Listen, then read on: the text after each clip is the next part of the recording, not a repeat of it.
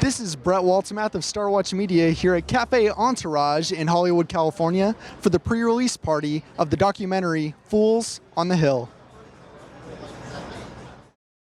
You are the executive producer and star of Fools on the Hill. We're here for the pre-release party. Yes. What was your inspiration behind this story?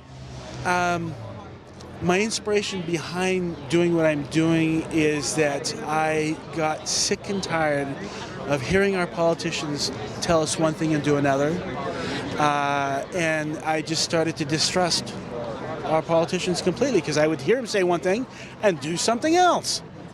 And so as I looked at it further, I all of a sudden discovered that the Patriot Act was passed without Congress having read it.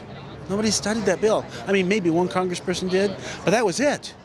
How can you pass a 315-page bill and not even know what's in it? You can't fix a problem that you don't understand. And so then, after that initial shock wore off, I started looking around and I discovered that, you know, whether it's at the state level, the city level, or the federal level, you know, take Congress and our presidents, not any single one. You just take our presidents in general, and you'll find out that the bill can be amended on the House, passed by both House and Congress, and passed into law by the president all in the same day. And it's on record that they do that. That is just crazy.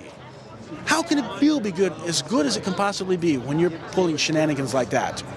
And then also coinciding with this documentary is the Honor and Office Committee, which you had. Can you please discuss the committee with us as well? Can you repeat that, please? Can you please discuss the Honor and Office Committee with us? Sure. Well, doing the documentary wasn't my first idea. My first thought was to get an initiative on the ballot that required politicians to read and understand a bill before they could vote in favor of it, and with the idea that our politicians should be proud of their handiwork, that they should allow us to see the final version of the bill well in advance of the vote, so that they can have a little oversight control and we can see what they're doing. So I was trying to get a law in the books to require that. And then while I was doing that, and that's what Honor and Office is all about, is educating people about that kind of thing and what our politicians should be doing, I realized that I should make a documentary about my efforts to accomplish this. Does it surprise you the amount of people that you run into that are not aware of the fact that these politicians statewide at the federal level are not required to read these bills before voting on them? Does it surprise you the amount of people that aren't aware of this issue? It is shocking, actually. Just the other day, I was talking to one of my neighbors, and I said, "Hey, you should check out my documentary. Would you like to watch it? You know, our politicians start reading the bill, and there's a little story behind it. You can see blah, blah, blah." And he goes, "Well, sometimes they might not read the bill." And I'm going, "Whoa, no, they don't read the bill all the time." So it was really a surprise. People just don't know. What was the best experience for you during the filming? Finishing it. You know, I saw a very, very early draft before I should have actually seen it, and that was probably one of my low points. And then we just got it done, and I saw it as a completed film. And my director just did awesome. He just did a wonderful job. So that, I would say, those were the highs and the lows, and mostly it was a rough job. You know, trying to do what I was doing with no support. You know, you have to understand, most initiatives and most bills given to Congress or state legislator have some kind of special interest. It benefits somebody financially. Reading the bills does not benefit those type of people and produces no profit.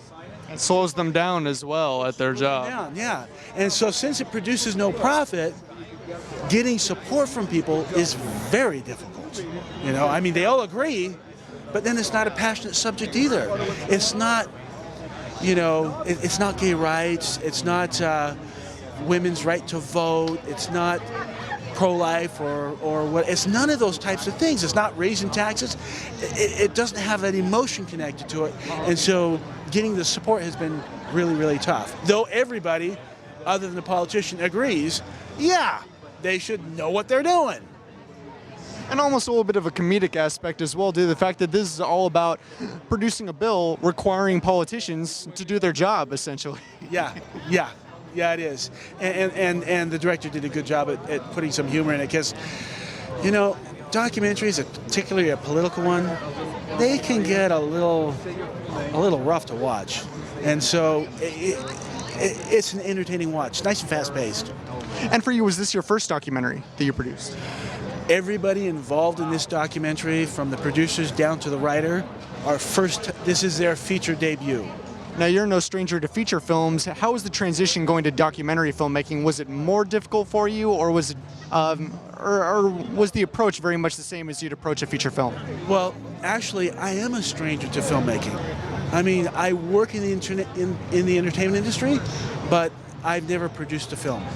And so this was my first one. Everybody on the film, from the executive producer down to the writer, this is their feature debut. Now, correct me if I'm wrong, now working in the heart of the entertainment industry, I believe you started in construction, though, many years ago in Los Angeles, moved on to owning a jewelry store here in the city. How do you go to moving into the entertainment industry? Well, you know, that's a good question. I have been one to go off on tangents. You know, I can't help myself. I go and do something, and then it's had its value, and then at some point I go, gee, I think I'd like to do something else. And in this particular aspect, I found politics, and it was more than just something else. It was, I'm going to do this because it needs to be done. And now running InkTip as well, have you been pleasantly surprised by the success that InkTip has had, really pushing not only screenwriters, but getting scripts out there and made into films when normally a lot of these scripts wouldn't even get the opportunity? I am extremely proud of InkTip. I am extremely. We get, 25 movies made from writers' scripts found through us every year. In fact, we get a script acquired almost every single day. And my hope in developing InkTip was to, like you mentioned, is to kind of break down some of the catch-22s, and that's what we do. We help writers get their first breaks, and I'm proud of it. I'm just extremely proud of it. And you of all people probably also discover all the untapped and undiscovered writing talent in this city as well. Absolutely. That's how I found Jed, my director. That's how I found him. And then I saw one of his little webisodes, and I'm sorry, the name of it escapes me right now, but and I watched that and I went, okay, this is the man to direct it. But it was found through InkTip. Well, thank you so much, sir. Have a wonderful holiday season, and best of luck on the documentary. Thank you so much.